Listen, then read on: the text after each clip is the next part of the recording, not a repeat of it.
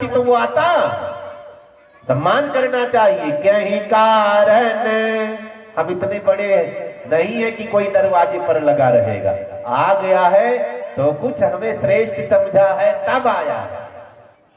कहीं कारण आगमन तुम्हारा, कहूं सो करत न लाओ बारा। गुरुदेव आदेश करो, आप किसी के यहां अकारण नहीं जाएंगे। कोई कारण है, हर चीज में कारण है। कारण में संसार बना, पता है ना। भोजन करते कारण है, कपड़ा पहनते कारण है, घर बनाया कारण है, चप्पल पहनते कारण है। हर चीज में कारण में संसार बना। इसलिए नंद बाबा ने कहा आगमन का कारण बताइए। घुमा फिरा करके बताते रहते हैं। नंद रानी पास में बैठी पंखा झल रही है। अक्रूर जी कभी नंद रानी को देखते, कभी नंद बाबा को, कभी कन्हैया को। बार बार नंद रानी भी कहती कारण बताइए आगमन का। वैसे आप आते नहीं, राज्य के महामंत्री थे।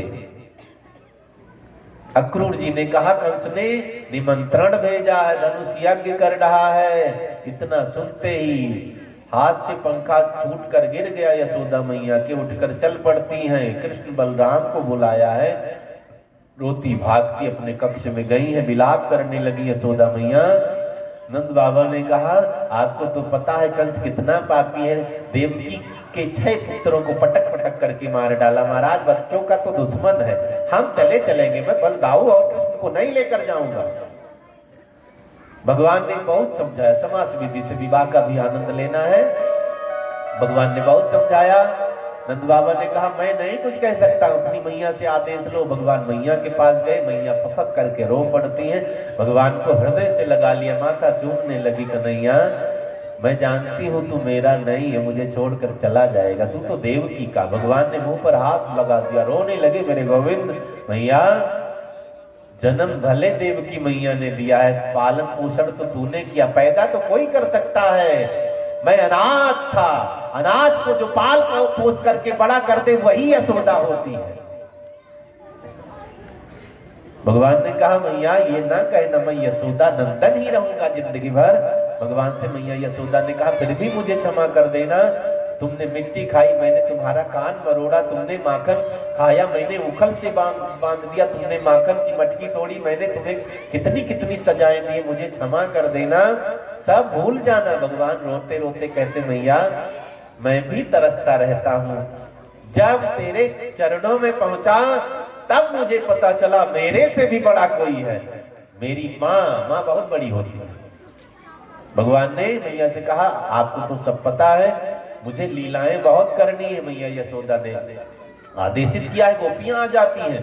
भगवान रथ पर सवार हो जाते। बच्चों ने कहा हम भी चलेंगे। बैलगाड़ी सब साज ली, रथ के पीछे पीछे गो सब तैयार, बच्चे सब तैयार। अब गोपियां बेचारी विलाप कर नहीं, कन्हैया हमें छोड़कर न जाओ, प्रभु हमें छोड़कर न जाओ। अक्रूर से कहती है अरे अक्रूर तेरा नाम उल्टा सीधा रख दिया किसी ने। अक्रूर तुझे कौन कह रहा, तू तो बहुत क्रूर है रे, मेरे प्राण प्राणेश्वर को लेकर जा रहा है, बड़ा निर्दयी है। इनको देख करके हम जीवन बिता रहे हैं। हम सुबह से शाम तक राहों पर टकटकी लगाए निहारते रहते, कब गाय चरा करके मेरा कन्हैया गोपाल आएगा। जब हम देख लेते तब हमें पानी हजम होता। प्राण प्राणेश्वर को लेकर तू जा रहा है। भगवान समझाते बुझाते चिंता न करो, परसों आ जाऊंगा, चिंता न करो, परसों आ जाऊंगा। सबको रोता बिलखता छोड़कर भगवान आगे बढ़े। खोज रहे, राधा रानी नहीं दिख रही है। शास्त्रों में वर्णन नहीं है, ये ब्रह्म वैवर्त पुराण में, भागवत जी में इसकी चर्चा नहीं है ज्यादा। भगवान आगे बढ़े, राधा जी रास्ते में पड़ी हुई है।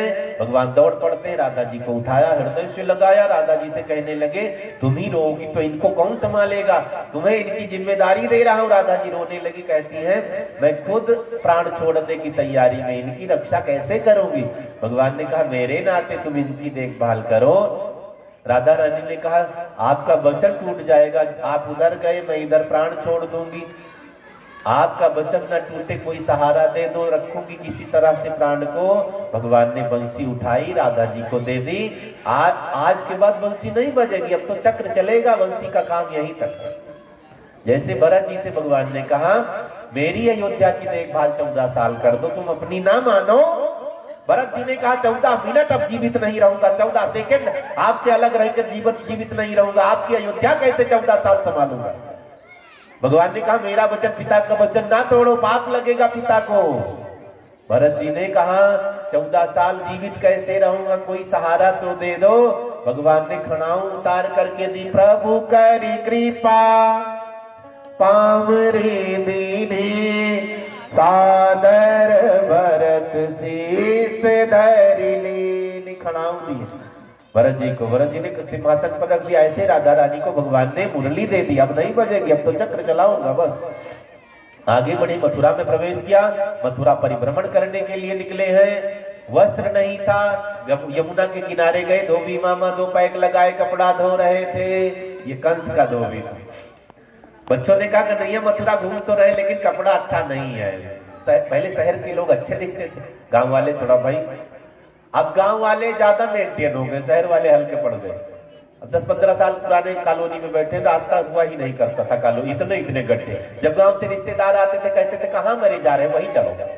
अब थोड़ा ठीक ठाक हुआ है रास्ता। आउट कॉलोनियों में यही तो हाल था, पुराने लोग बैठे हैं, मिट्टी डलवाओ अपने पैसे, तब खड़ंजा लगता था, खड़ोजा क्या कहते हैं। तो अब गांव ज्यादा हाईटेक हो गया, शहर में संकीर्ण व्यवस्था हो गई, एक कमरे में ही रहना। गांव में उधर घूम लिया, उधर घूम लिया, उधर घूम लिया। अब क्या हुआ, लेकिन पहले विचित्र व्यवस्था भगवान से बच्चों ने कहा कन्हैया शहर वाले बढ़िया बढ़िया कपड़ा पहने हैं। अब भले भगवान थे लेकिन जंगली, वृंदावन माने जंगल था। कभी जंगली लोग क्या क्या पहनते, वही काली कमरिया। पहले काली नहीं थी, पहने पहने काली हो गई है, इतनी मैल चढ़ गई है। भगवान ने कहा ठीक कह रहे हो, कपड़ा कुछ गड़बड़ है। यमुना के किनारे गए, धोबी मामा पटक पटक करके पटड़े पर धो रहे थे कपड़ा। मामा जी नमस्ते प्रणाम हुआ, पहचान गया तू नंद का लाला है ना, कंस ने बुलाया है। हाँ तुझे मारने के लिए बुलाया है। मामा जी जब मारेंगे तब देखा जाएगा, फिलहाल आप कपड़ा दे दो। मामा के गांव का सब मामा होते, धोबी मामा कपड़ा दे दो। उसने कहा कंस तुझे कल मारने की सोच रहा है, आज तेरी टंगड़ी पकड़कर पटड़े पर पटक कर मैं आज ही धो दूंगा। बलदाऊ दादा ने कहा कन्हैया ज्यादा बोल रहा है। आगे बढ़े, 2 उंगली उठाई, मार दिया, मुंडी कट गई, उद्घाटन हो गया है। पहन लो जो कपड़ा पसंद आए। सबने कपड़ा ले लिया। एक राधे श्याम जी बड़े सिद्ध संत हुए हैं, राधे श्याम रामायण, राधे श्याम भागवत उन्होंने लिखी है। उन्होंने राधे श्याम अपनी तर्ज में अपने नाम से ही भागवत का टीका टिप्पणी किया है, हिंदी है, अवधी भाषा में है वो। अब उन्होंने क्या लिखा है, ये जंगली हैं, बन के हैं, कपड़ा तो मिल गया, पहनना नहीं आया। अब नया नया कुछ देखो तो समझ में ही नहीं आता। किसी के घर में गया हुआ था, 10-15 साल पुरानी बात है। अब टोटी के आगे टोटी मरोड़ते रहे, पनिया ही ना निकले। अब वो आया, कहा महाराज जी रुको, ज्यादा बड़ा आदमी था ना। कहा क्या, कहा ऐसे हाथ करो पानी आ जाएगा। तुम कहा ऐसे कैसे, ये तो आ गया, हमका गजब हो गया, जादू हो गया इसमें। अब हम तो तोड़ने में लगे थे उसमें। ऊना आता 1 मिनट तो तोड़ ताड़ करके मैं रख देता, पानी और नहीं निकलता। अब जो चीज ना पता हो तो राधे श्याम जी ने लिखा है, कपड़ा पहनते कैसे हैं भगवान और भगवान के मित्र। जामा को पाजामा कर डाला, रूमाल कमर में बांध लिया। कैसे पहनते हैं, पाजामे में हाथ घुसेड़ दिया, नाड़ा वाड़ा खींच कर कैसे कैसे यहाँ बांधा, बगल बंदी में टांग घुसेड़ दी है, जैसे तैसे बांध लिया। अब जब गली में निकले तो गजब हो गया। वही कपड़ा पहने लोग सुंदर दिख रहे, वही कपड़ा पहने हम अलग से चमगादड़ जैसे दिख रहे हैं। कन्हैया गड़बड़ है, कपड़ा ठीक नहीं है। ये लोग पहन करके अच्छे लग रहे हैं, हम लोग गली में झाड़ू लगा रहे, वापस चल ठीक नहीं है, बेइज्जती हो जाएगा। दर्जी मिलता है, दर्जी ने कहा बुलाया, सबको बड़ा भक्त था, कपड़ा काट छांट करके ठीक से पहनाया, छोटा किया है, फिटिंग की है, सबको कपड़ा पहना। अब और सुंदर लगने, गजब हो गया। आगे बढ़े, मधुमंगल ने कहा कन्हैया गले में हार होना चाहिए। सुदामा नाम के एक माली मिलते हैं मथुरा में, सबको बुलाया, गले में एक हार डाला, कानों में पुष्प डाला, हाथों में कंगन की जगह पुष्प हार डाला है। अब तो श्रृंगार बढ़ गया। मधुमंगल ने कहा कन्हैया एक कसर रह गई, क्या मत्थे पर तिलक लग जाता तो हम भी चचने लग जाते। माताएं बहनें बिंदी क्यों लगाती हैं? कितना श्रृंगार कर लो, बिंदी न लगाओ तो चमक नहीं आती। ये चंद्रमा का प्रतीक माना गया तिलक ना। हम देखो कितने काले, तिलक लग जाए तो सब सुंदर लगने लग जाते हैं। तो माताएं बहनें जब तिलक उलक लगाएंगे तो पति के सामने जरूर देखो ठीक लग रही हूँ। आप हमेशा सुंदर हैं। अब क्या हुआ, तिलक तो लगी नहीं थी। भगवान ने कहा कन्हैया, बलदाऊ दादा ने कहा कन्हैया व्यवस्था करो। उधर से कुब्जा चंदन का कटोरा लिए आ रही थी 3 अंग से टेढ़ी, इतना बड़ा कुबड़ पीठ पर रख रखा है, मटकती हुई चल रही है। भगवान ने आवाज लगाई सुंदरी। तो कई बार बुरे को अच्छा भी कह दो तो भी दुश्मनी हो जाएगा। ये इधर उधर देखती है, तो मुझे तो कह नहीं रहा, मुझे तो लोग कुब्जा कहते हैं, टेढ़ी कहते हैं, सैरंद्री कहते हैं। भगवान ने कहा सुंदरी तुम्हें ही बुला रहा हूं, नाराज हो गई। मैं सुंदरी कहां से लग रही हूँ? 3 अंग से टेढ़ी, पीठ पर कुबड़ रखा, नाक बड़ी सी है, दांत बाहर निकले, मैं सुंदरी कहां से लग रही हूँ? भगवान ने कहा मुझे पता तू बड़ी सुंदर है। भगवान तन नहीं देखते, भगवान मन देखते। निर्मल मन जन सो मोहि पावा, मोहे कपट चल छिद्र न भावा। भगवान निर्मल मन देखते हैं। कुब्जा से कहा तुम बहुत सुंदर, तुम्हारा मन निर्मल है, भक्त थी। अब तो रोने लगी, नजदीक आई।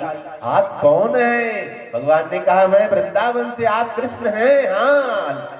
पड़ गई चरणों में, आपको बहुत याद कर रही थी मैं जरूर तिलक लगाऊंगी। अब तिलक लगाना चाहती, उंगली में लगा लिया चंदन, मत्थे तक पहुंच ही नहीं रही। 3 अंग से टेढ़ी है ना। बलदाऊ दादा ने कहा कन्हैया झुक जा, तिलक तो लगा दे। भगवान ने कहा ना, झुकूंगा नहीं, लगा पावे तो लगावे, नहीं जाए। अब बेचारी उछल उछल करके मत्थे तक पहुंच ही नहीं रही। बलदाऊ दादा ने कहा ठीक कर दे, ये मत्थे तक पहुंच जा। हाँ ये हो सकता, पहले याद दिलाना चाहिए। भगवान ने पैर से पैर दबाया। पीठ हाल की सुंदरी कुब्जा सैरंद्री बोलिए भक्तवत्सल भगवान की जय। तिलक लगाया है, सुंदरता बढ़ी। भगवान मथुरा में परिभ्रमण करते, सबको दर्शन देते हैं। और सुबह पहुंचे हैं, कुबलया पीड़ का वध किया, हाथी का वध किया है, अंदर गए सलतूसल चारूण मुस्तिक का वध किया है, धनुष यज्ञ का दर्शन किया, धनुष चढ़ा दिया, प्रत्यक्षा पर तोड़ ताड़ करके रख दिया। कंस समझ गया यही मुझे मारेगा। कंस भागता हुआ गुप्त कक्ष में छिप जाता, बड़े बड़े बड़े ताले लगवाए। भगवान सीधा कंस के पास प्रकट हो गए। कंस ने कहा तू यहाँ कैसे आ गया? मैंने बड़े बड़े ताले लगवाए। भगवान ने कहा जब मैं पैदा हुआ था तब ताले अपने आप खुल गए थे, मेरी कोई ट्रेनिंग नहीं हुई थी। अब तो मैं इंटरनेशनल चोर हो गया हूं, ताला भी नहीं खोलना पड़ेगा, पहले खोलना भी पड़ा था। भगवान बहुत बड़े चोर माने गए, माखन चोर, चित्त चोर, चीर चोर, रण चोर। भगवान ने पटक पटक करके कंस का वध कर दिया है। बोलिए बाल कृष्ण लाल की जय। अब कारागार में पधारते हैं, उग्रसेन जी को आजाद किया, देवकी वसुदेव जी को आजाद किया है, सबको वापस भेजा है मथुरा से, वृंदावन गए। भगवान वहीं रह जाते हैं। भगवान आज तक पढ़ने नहीं गए थे, 6.5 साल के हो गए। विद्या अध्ययन संस्कार बहुत जरूरी है।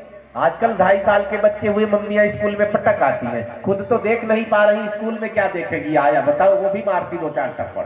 बच्चों का भविष्य बर्बाद कर दिया है। 1 से नीचे भी क्लास बन गई भैया, कोई बुरा न माने स्कूल वाला। 1 से नीचे भी गिनती बना दी है, हद हो गई ना। प्ले वे, UKG, LKG, पता नहीं क्या क्या, हद हो गई।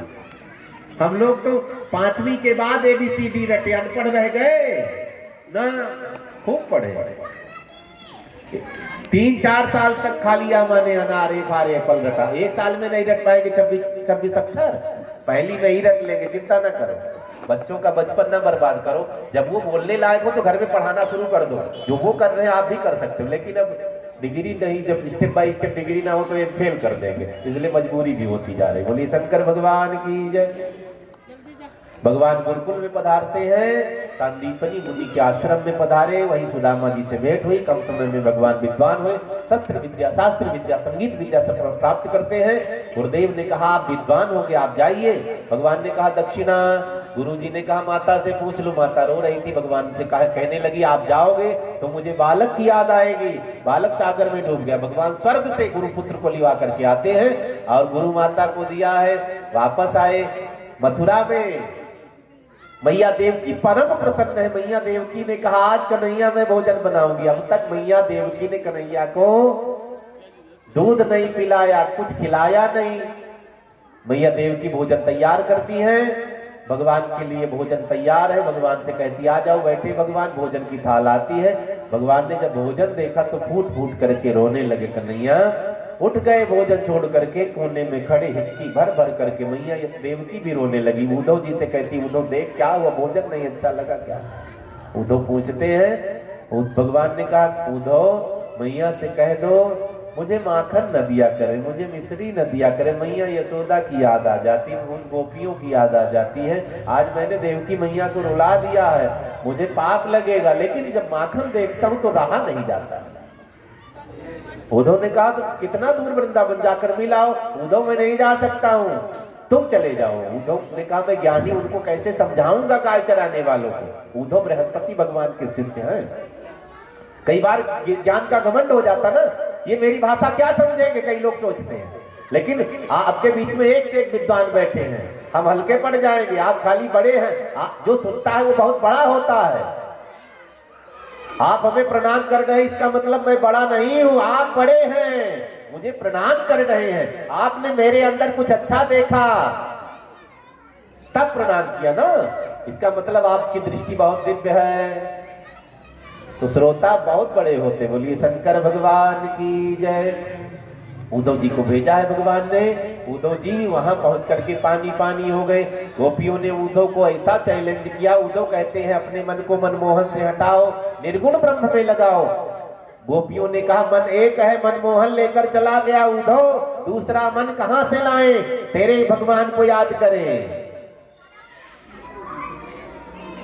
ये तो प्रेम की बात है उद्धव, बंदगी तेरे बस की नहीं है। ये तो प्रेम की बात है उद्धव, बंदगी तेरे बस की नहीं है। ये तो प्रेम की बात है उद्धव, बंदगी तेरे बस की नहीं है। ये तो प्रेम की बात है उद्धव, बंदगी तेरे बस की नहीं है। यहाँ सर देखे होते हैं सौदे, यहाँ सर देखे होते हैं सौदे। आँखी की इतनी दोस्ती नहीं है। ये तो प्रेम की बात है जो असल में है मस्ती में डूबे, उन्हें कांवर वहाँ जिंदगी की। जो असल में है मस्ती में डूबे, उन्हें कांवर वहाँ जिंदगी की। जो उतरती है चढ़ती है मस्ती, जो उतरती है चढ़ती है मस्ती, वो हकीकत में मस्ती नहीं है। ये तो प्रेम की बात है बंदगी तेरे बस की नहीं है। जिनकी नजरों में है शाम प्यारे, वो तो रहते हैं जग के प्यारे। जिनकी नजरों में है श्याम प्यारे, वो तो रहते हैं जग के प्यारे। जिनकी नजरों में मोह समाए, जिनकी नजरों में मोह समाए, वो नजर फिर तरसती नहीं है। ये तो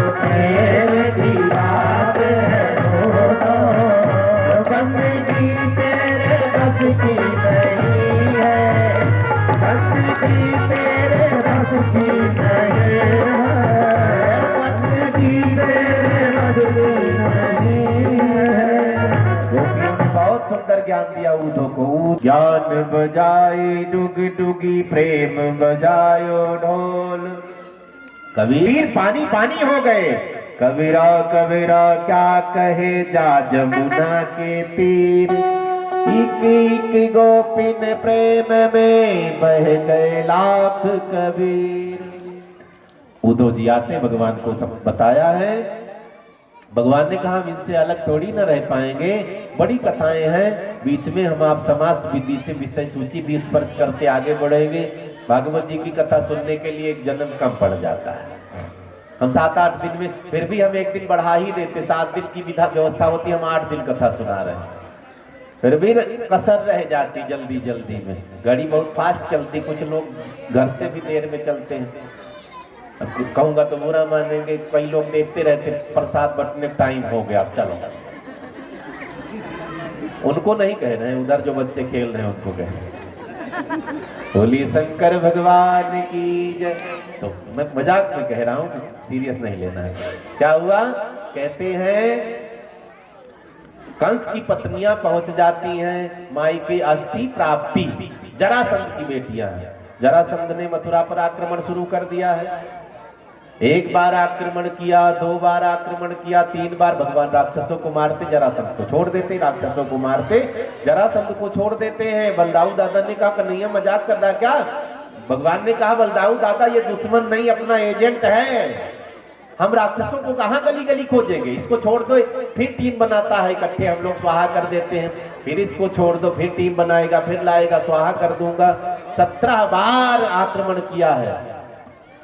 17वीं बार भगवान ने मथुरा को छोड़ करके सबको द्वारिका में बसाया है। बोली भक्त वत्सल भगवान की जय। विवाह महोत्सव का आनंद लेना 5 मिनट, शादी विवाह में लेट हो जाता नाचने गाने में, 2-4 मिनट और लेंगे, ज्यादा नहीं। अब विवाह का आनंद लेना है। भगवान पधार रहे हैं, द्वारिका में सबको निवास दिया है। कुंडिलपुर नरेश महाराज भीष्मा कहे, उनकी कन्या रुक्मिणी जी लक्ष्मी का अवतार मानी गई। बोलिए रुक्मिणी मैया की जय। स्वागतम कृष्णा सुस्वागतम कृष्णा, स्वागतम कृष्णा सुस्वागतम कृष्ण, स्वागतम सुस्वागतम शरणा, स्वागतम कृष्णा,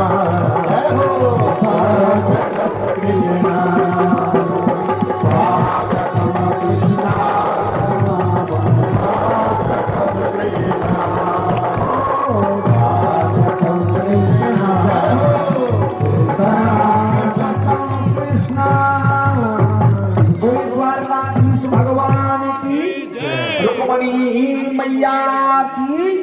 और भगवान बारात लेकर के पधारते हैं। पहले तो रुक्मिणी जी का हरण किया, फिर बीच में भीष्मक जी ने समझाया। वसुदेव जी बन करके भगवान बन करके पुनः बारातियों के साथ कुंडिलपुर में पधारते हैं। और हमारे राजेश पालीवाल जी पत्नी सरोज पालीवाल आपकी तरफ से कन्यादान में 11,000 रुपए का सहयोग आया है। ताली बजाएंगे, हम आप जोरदार ताली बजा के स्वागत करेंगे। ऐसे ऐसे दिव्य दिव्य दानी पड़े महाराज। कथा तो रोज होती रहे, साल में कौन कहे, रोज चलती रहे, कौन फर्क है। जब ऐसे ऐसे सब महापुरुष दिव्य दिव्य दानी बैठे हैं तो क्या चिंता है। अब भगवान मथुरा द्वारिका से कुंडिलपुर पधारते हैं। इधर सखियों ने रुक्मिणी जी का श्रृंगार शुरू कर दिया। 2 लाइन गा लेते, आओ मेरी सखियों मुझे मेहंदी लगा दो, मेहंदी लगा दो मुझे, मेहंदी सजा दो मुझे, श्याम सुंदर की दुल्हन बना दो। अभी नहीं अभी नहीं अभी नहीं, अभी बैठे रहेंगे। आओ मेरी सखियों मुझे मेहंदी लगा दो, मेहंदी लगा दो मुझे, मेहंदी बना दो मुझे, श्याम सुंदर की दुल्हन बना दो मुझे, श्याम सुंदर की दुल्हन बना दो मुझे, श्याम सुंदर की दुल्हन बना दो मुझे, श्याम सुंदर की दुल्हन बना दो। सब बैठे रहेंगे, कन्यादान करने वाले प्रणाम करने वाले एक एक करके आते रहेंगे। सबसे पहले सरोज जी पूजन करेगी। और बारी बारी से सब आते रहेंगे, मत्था टेकेंगे, बैठेंगे, नाचने का नंबर आएगा, अभी बताऊंगा ना। ऐसी पहलू चूड़ी जो कबहू न टूटे, ऐसी पहलू चूड़ी जो कबहू न टूटे, ऐसी पहलू चूड़ी जो कबहू न टूटे, ऐसी पहलू चूड़ी जो कबहू न टूटे, ऐसा पहलू दूल्हा जो कबहू न टूटे, ऐसा पहलू दूल्हा जो कबहू न टूटे। अकल सुहाग की बिटिया लगा दो, अकल सुहाग की बिटिया लगा दो, मुझे तेरे सामने की दुल्हन बना दो, मुझे तेरे सुंदर की दुल्हन बना दो, मुझे श्याम सुंदर की दुल्हन बना दो, मुझे श्याम सुंदर की दुल्हन बना दो।